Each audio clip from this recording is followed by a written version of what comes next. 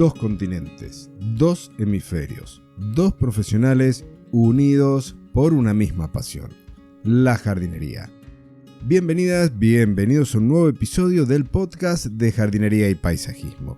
El espacio en donde encontrarás conceptos, técnicas, estrategias, noticias, entrevistas y mucho más para que puedas tener tu jardín más lindo cada día y si tenés una empresa de jardinería pueda ser más exitoso cada día. Hoy es el primer episodio en colaboración de esta 4ª temporada, así que muy bienvenido Fernando, es un gusto que estés nuevamente aquí en el podcast. Hola Claudio, ¿qué tal estás? Empezamos nuevo año 2022, esperemos que sea un año maravilloso para todos nosotros, para todos los oyentes y en general para todos nuestros queridos y para todos nuestros familiares. Bueno, Claudio, como sabes, empieza año nuevo y ¿qué es lo típico al empezar un año nuevo? Pues los nuevos propósitos, ¿no? Que si tenemos que comer más sano, que si tenemos que quitarnos algún kilillo que se ha acomodado ahí en el Michelin y no nos gusta. Y por último, que si vamos a lanzar nuevos retos, nuevos proyectos, en definitiva, nuevas cosas para hacer, para ocuparnos todavía más. Como no estamos suficientemente ocupados, pues vamos a cargarnos más de trabajo. Y es el caso, ¿verdad, Claudio? Tanto tú como yo hemos lanzado 2 pequeños nuevos proyectos complementarios a los muchos que ya llevamos entre manos. Y qué mejor momento que lanzarlos al inicio del año. Cuéntame, ¿cuál es tu nueva novedad, tu nuevo bebé? Así es, Fernando, y para empezar vamos a hacer una pequeña introducción con un efecto especial.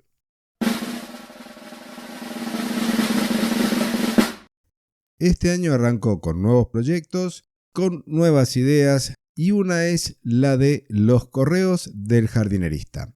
La audiencia ya sabe que desde hace algún tiempo he adoptado como una etiqueta, como un título, la de jardinerista. Una palabra que no existe, pero que le vamos a dar una significación porque vamos a transmitir, o estoy transmitiendo desde hace ya varias semanas, mensajes o correos con historias en las cuales llego cada día de lunes a viernes con un cuento, con una anécdota, con aprendizajes y todos enfocados a lo largo de la semana en una única temática. Por ejemplo, si hablamos de poda de arbustos, son 5 correos que van a ir hablando de distintos aspectos desde la práctica o desde la ficción cuando puedan llegar a ser una historia que he ido redactando para el caso, hablando sobre la poda de arbustos.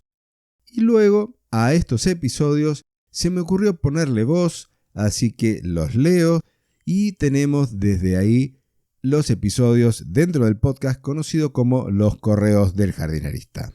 Y dime Fernando, cuéntanos porque tú también estás con un nuevo proyecto. Pues sí, ahora mismo te lo comento en un segundillo.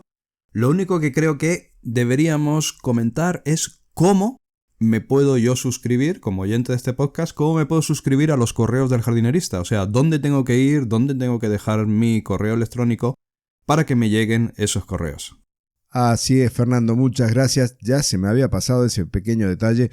Tienen que ir a claudiodorato.com/boletín y ahí dejan su nombre, dejan su correo electrónico y con ello se suscriben al boletín, al correo de El Jardinerista.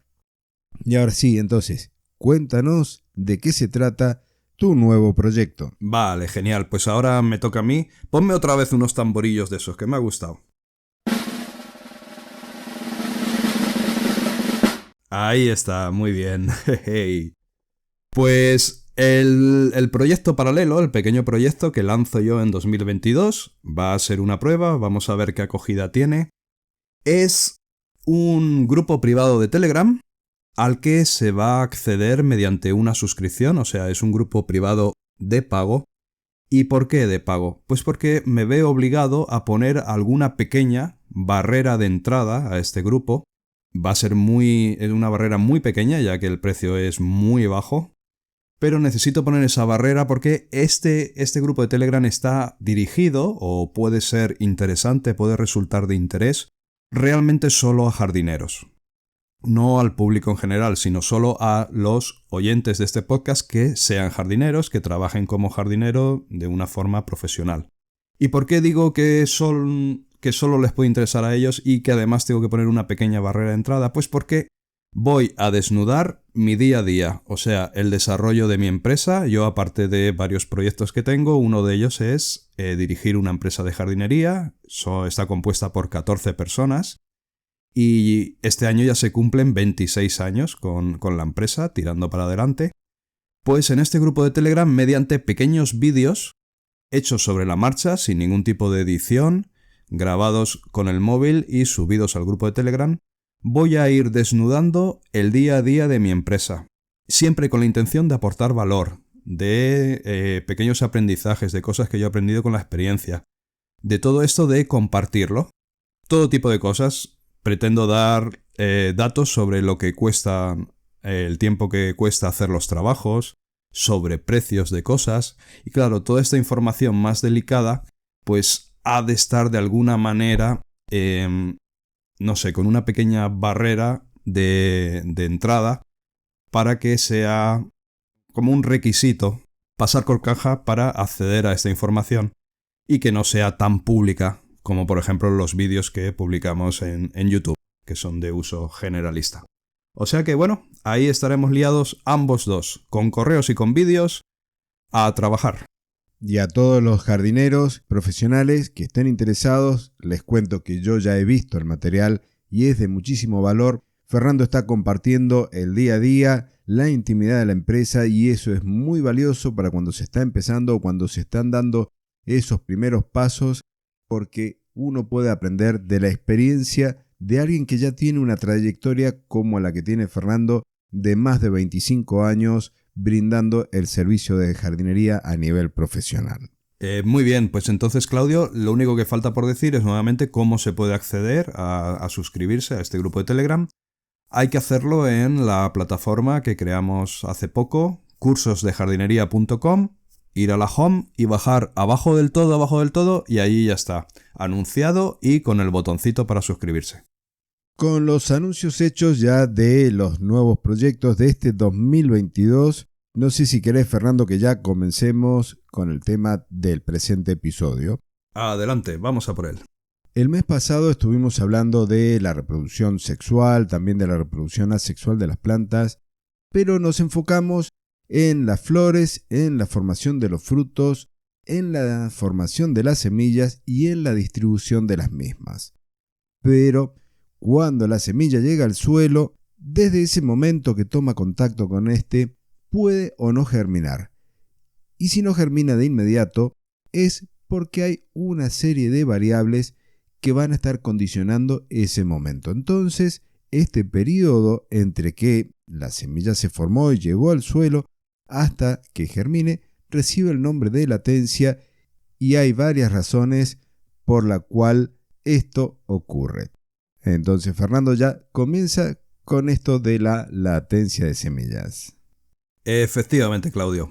Las semillas permanecen inactivas, se quedan quietecitas, porque no son nada tontas, hasta que las condiciones adecuadas llegan. Es decir, hasta que hay, por ejemplo, una buena temperatura, hasta que hay un buen grado de humedad, hasta que hay unas buenas condiciones de luz en muchos casos.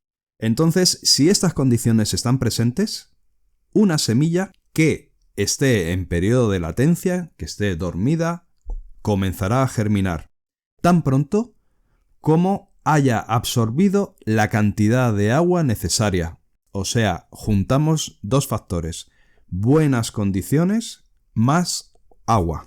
En las zonas donde los veranos pues son cálidos y los inviernos son fríos, o en lugares donde se da una alternación de estaciones entre secas y húmedas, la latencia evita que las semillas germinen nada más madurar al final de su fase de desarrollo, con lo que estas plántulas morirían a causa del frío o a causa del calor o a causa de la sequía. La latencia también permite retrasar la germinación de las semillas con el fin de reducir la competitividad entre los vástagos. Normalmente el periodo de la latencia de las semillas se consigue por diversos medios. Entre ellos es muy habitual el recubrimiento de la semilla con una especie de cáscara dura que, la palabra técnica es pericarpo. O bien con la inmadurez o la inhibición, vamos a decir, una inhibición química del embrión. Dependiendo del grado de persistencia de ese periodo de latencia, de ese periodo de inactividad, se habla o de una latencia ligera, o intermedia, o intensa. Los jardineros pueden superar el periodo de latencia de diferentes maneras. En todo caso, es importante que las semillas, una vez preparadas para la germinación, se mantengan estables, pues cualquier cambio en las condiciones, como por ejemplo un incremento del calor, de la sequedad o pérdida de oxígeno, comportará un nuevo periodo de latencia extremadamente difícil de romper. Cuando entran en latencia por segunda vez ya es mucho más complicado que despierten y comiencen a germinar. Y otra de las razones para que se dé esta latencia, esta dormición, está dado por la impermeabilidad de las cubiertas de las semillas. Algunas de las semillas presentan entonces una impermeabilidad que se va a ir viendo disminuida a lo largo del tiempo por acción de bajas temperaturas, por acción de bacterias y por acción de hongos, que van a ir haciendo que esta impermeabilidad llegue a un punto en donde la semilla va a ser capaz de absorber humedad, va a ser capaz de absorber agua y por lo tanto después germinar.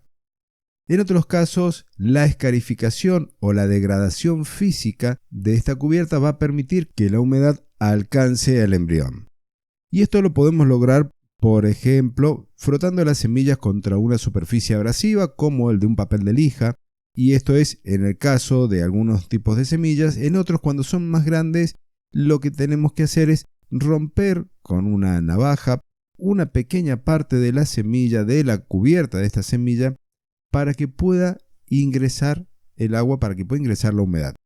Esto lo vamos a hacer solamente en una pequeña parte para evitar dañar a la semilla propiamente dicha, para evitar dañar al embrión. Estos procesos a niveles industriales se hacen por la acción de ácidos, pero es un método que a nivel de jardinero no se justifica por los riesgos que se corren. Otra forma de sortear esta barrera a nivel doméstico es recoger las semillas tan pronto alcanzan el máximo del desarrollo, pero antes de que se terminen de madurar, con lo que la cubierta no va a ser tan impermeable. Las semillas de las prímulas germinan casi de inmediato. Si se siembran nada más, alcanzan su grado máximo de madurez, pero antes de que se sequen, pues una vez que se secaron, tardan mucho más en germinar y liberarse de la vaina en forma natural. Si dejamos las semillas, por ejemplo, del carpe, que es un árbol, en el mismo árbol, hasta mediados de invierno, la cubierta de las semillas se va a endurecer y la germinación se retrasará de 2 a 3 años. Las semillas que presentan una película impermeable en la cubierta, como la Gleditsia, pueden sumergirse también en agua caliente, que es otro tipo de escarificado. Y esto lo que va a hacer es extraer la capa impermeable y va a permitir que la semilla absorba el agua. Someter entonces a las semillas a un cambio de temperatura, que es un proceso denominado también estratificación, bien sea antes o después de la siembra, es una opción sencilla y con frecuencia la más efectiva, ya que intenta imitar o emular los procesos que se dan de forma natural o los procesos que se dan en la naturaleza. Las semillas, por ejemplo, de plantas alpinas o los árboles resistentes y algunos arbustos responden bien a todos estos tipos de tratamientos. Estos periodos o estos tratamientos de frío van a depender también de la persistencia de esa latencia. Si nos referimos a aquellas que tienen una inactividad ligera, podrían llegar a necesitar entre 3 y 4 semanas. Cuando la latencia es intermedia, van a necesitar entre 4 y 8 semanas. Y para aquellas semillas que tienen una inactividad profunda, el periodo de tratamiento de frío va a estar entre los 8 y los 20 meses.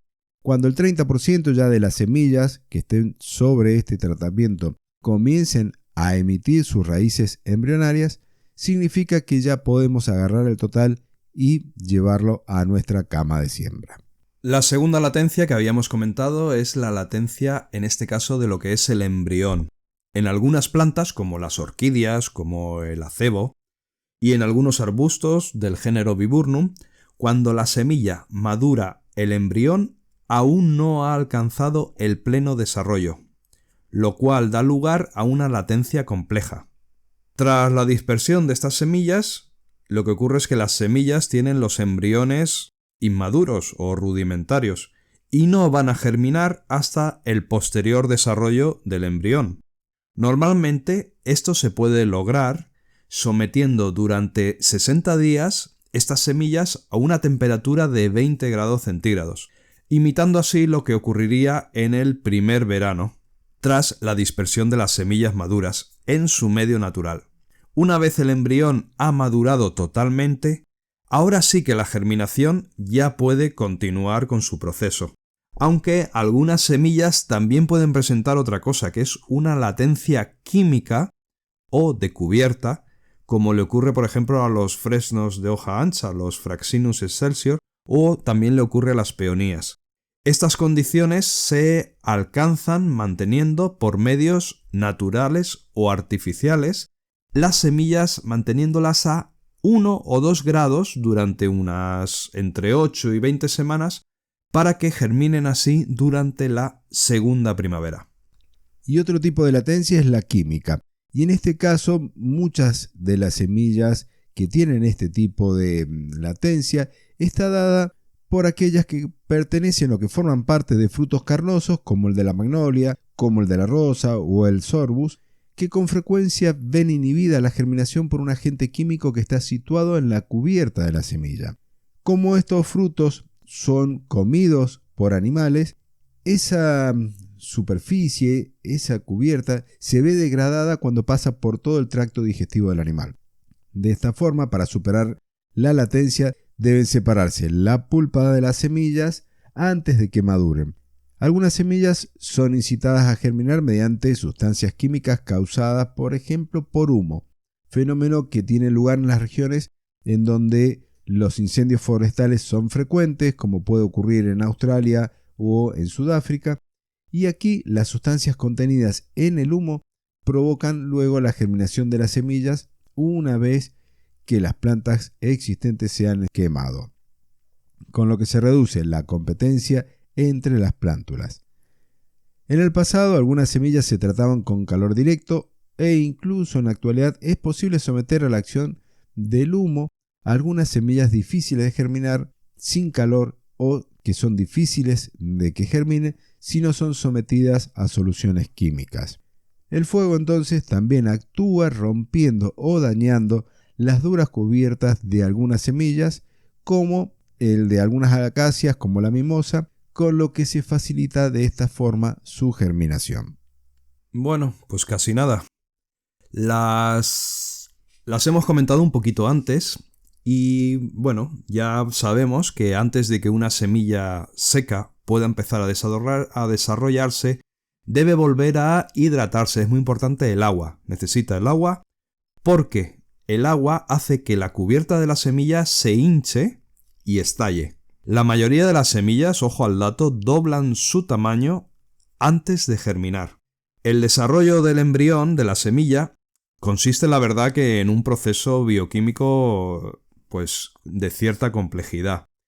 Y bueno, se requieren grandes cantidades de oxígeno para liberar las reservas energéticas de la semilla. O sea que no basta con que tengamos agua, sino que también vamos a necesitar, o las semillas van a necesitar, el oxígeno. Por eso, si el suelo donde está la semilla es muy compacto, o está congelado, o está anegado, o calcinado, pues el oxígeno no va a llegar al embrión y este no será capaz de respirar y por tanto no va a poder prosperar. Normalmente el aumento de las temperaturas durante la primavera favorece esa germinación de las semillas y permite que las plántulas tengan tiempo de establecerse antes del siguiente invierno. Las temperaturas adecuadas para cada planta varía de forma considerable, mientras que, por ejemplo, el fresno de hoja ancha germina a 2 grados centígrados, una vez finalizado su periodo de latencia. Las semillas, por ejemplo, de los geranios, germinan mejor a 25 grados centígrados. La temperatura media suele ser entre 8 y 18 grados en climas templados o de 15 a 24 para las plantas de climas cálidos. A temperaturas altas, la germinación se puede ver retrasada. Por otro lado, proporcionar demasiado calor, un calor en exceso mediante medios artificiales, resulta caro porque hay un gasto energético. Además, la energía se está poniendo por las nubes hoy en día y puede causar una latencia secundaria. Algunas especies necesitan luz para germinar, en especial las de semillas muy finas, semillas muy chiquitillas, muy finas, que apenas cuentan entonces con nutrientes de reserva para alimentar al embrión. Ejemplo de ello son, por ejemplo, la lechuga, el abedul. También se puede utilizar luz artificial, aunque para cubrir las semillas sembradas a poca profundidad en sustrato o cubrirlas superficialmente con vermiculita, debería bastar la exposición a la luz natural que hay durante la primavera y durante el verano. Casi todas las semillas, si se siembran a una profundidad excesiva, pueden morir o permanecer inactivas, ya que no pueden reconocer cuándo la luz de la superficie es suficiente para desarrollarse. Como regla general, es mejor cubrir las semillas a una profundidad que sobrepase su propio tamaño. Algunas semillas pueden detectar los niveles de rojo de la luz para evitar germinar a la sombra, como bajo los árboles, por ejemplo, donde las hojas verdes absorben todas las ondas de color rojo. Muy curioso el mundo de las semillas, la verdad es que me atrevería a decir que son inteligentes, deben tener un pequeño cerebro por ahí.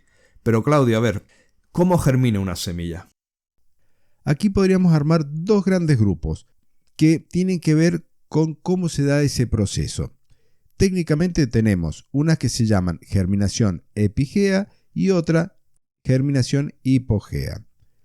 Si recuerdan cuando se hacía, por ejemplo, la germinación del poroto en la primaria, que uno los colocaba, salían esas dos primeras hojitas embrionales, primero la raíz y luego estas dos hojitas embrionales gorditas, que se estiraban, salían a la superficie, comenzaban a fotosintetizar y después aparecía el brotecito. Esto es una germinación epigea. ¿Qué ventaja tiene esto para la planta? En el momento que los cotiledones se asoman a la superficie, comienzan a fotosintetizar, comienzan a producir sustancias para que la planta crezca y emite el brote con las hojas verdaderas. Aquí, si ese brote se rompe, la planta se muere. En otros casos, la germinación es hipogea. Quiere decir que estos cotiledones no asoman a la superficie, quedan debajo del suelo, comienza a formarse el brote típico de la planta, que este es el que va a ver la luz en la superficie. Si por acción de una inclemencia del tiempo, una helada, un viento seco que rompa o que dañe el brote, como podría haber pasado en el caso anterior, y hace que ese brote, que diríamos que ya tiene las hojas verdaderas de la planta, se muere.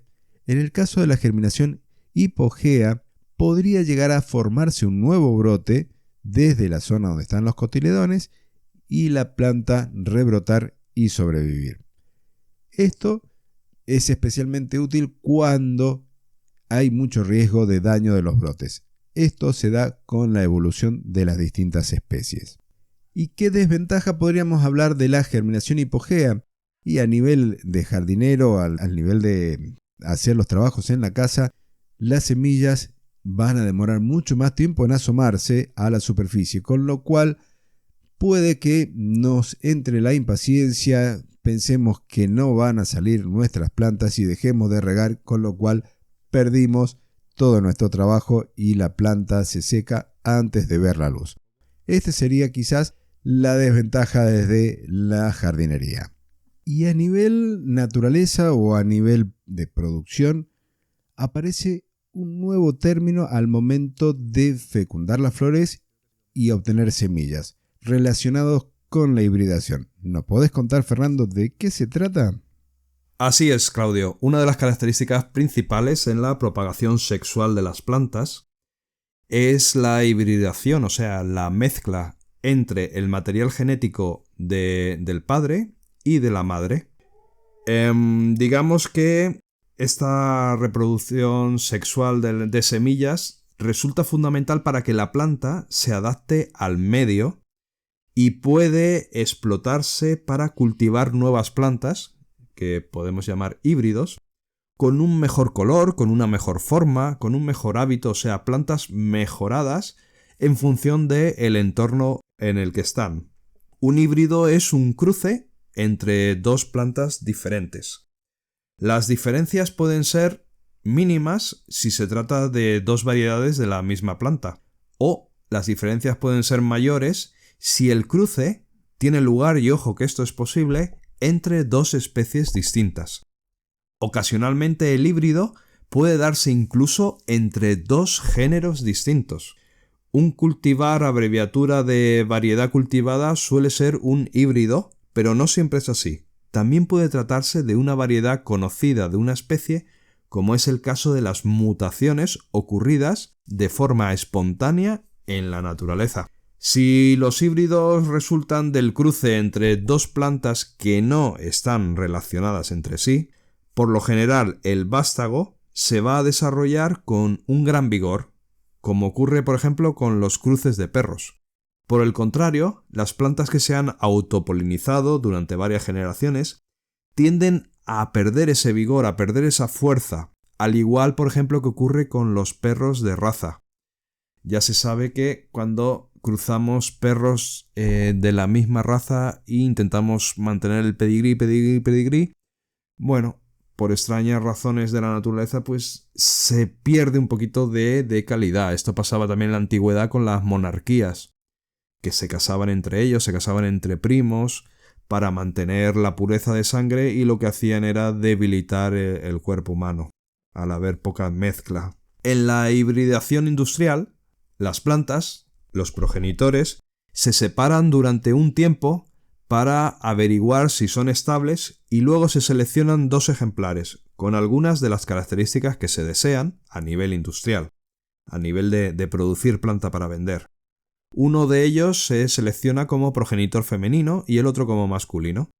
A las flores del progenitor femenino se les extraen lo más pronto posible los estambres para así evitar la autopolinización, tras lo cual son polinizadas manualmente con polen del progenitor masculino para garantizar la procedencia de cada semilla. Además, el progenitor femenino se protege de la acción de los insectos polinizadores cubriendo la planta o las flores con una bolsa hasta que se forman finalmente las semillas. ¿Y cómo podemos hibridar una planta de jardín, Claudio? Alguna vez seguro has escuchado de las leyes de la genética de Mendel, que hizo con guisantes, que estuvo trabajando y observando cómo los caracteres dominantes y recesivos en cuanto a la genética se iban expresando generación tras generación. Léelo, investigalo, eso te va a ayudar como para tener una idea de cómo van a ir respondiendo las nuevas generaciones que vas a ir obteniendo a partir de esa semilla. Mientras más queremos hacer esa cruza, la planta que elegiremos como dominante será la que tendríamos que seguir utilizando para que en las siguientes generaciones esta característica se manifieste en las nuevas plantas. Si te quieres iniciar en la hibridación de flores, de plantas, podrías hacerte el siguiente listado. Necesitarías distintos tipos de pinceles, delgados, pequeños, para poder hacer esta transferencia de polen, un par de pinzas, unas tijeras afiladas, etiquetas para poder ir marcando las plantas, las flores y todos los detalles que hagan falta al hacer el trabajo, y después las bolsas para que puedas cubrir estas flores que has polinizado. Y una recomendación es tener un cuaderno de notas, ir registrando todos los cruces que vas haciendo y los resultados que vas obteniendo con tu trabajo de investigación y de desarrollo. Y ahora sí, Fernando, creo que ya hemos terminado todo. hemos avanzado con lo que nos quedaba de la escaleta del episodio pasado. No sé si querés agregar algo más. Lo único que quiero agregar es 1.000.000 de toneladas de buenos deseos para todos. Que este año, pues bueno, sea muy bueno en todos los aspectos, principalmente en temas de salud. Lo demás es secundario, como ya todos sabemos. Y si quieres lo dejamos aquí, Claudio, porque tampoco queremos que los episodios sean demasiado largos, ¿no? O sea que por mi parte, más que nada, enviar un abrazote bien fuerte a todos. Y bueno, nos escuchamos, mejor dicho, en el siguiente episodio. Y hemos llegado al final de un nuevo episodio. Te recuerdo entonces, ¿querés aprender jardinería? Tenés el podcast Aprende Jardinería, que accedes a los episodios a partir de la suscripción en iVoox.com. Buscás el podcast Jardinería y Paisajismo, te sumás como fans de este podcast y accedes a los episodios privados. Luego, los proyectos nuevos, el del correo del jardinerista, que vas a claudiodorato.com/boletín, te suscribís y de lunes a viernes vas a recibir un cuento, una historia con un aprendizaje y un curso o una clase a la que podés después adquirir para aprender un poco más y de paso contribuir con la causa del jardinerista. Con respecto a si sos jardinero profesional, entonces cursosdejardinería.com, vas hasta el final de la homepage y encontrarás el acceso al grupo privado de Telegram. Luego, como siempre en todos los episodios, te recuerdo nuestras páginas web personalgardenshopper.es, claudiodorato.com, nuestros canales de YouTube con los mismos nombres y ahora sí, hemos terminado una nueva colaboración dentro de esta cuarta temporada. 2 continentes, 2 hemisferios, 2 profesionales unidos por una misma pasión, la jardinería. Hasta la semana que viene. Adiós.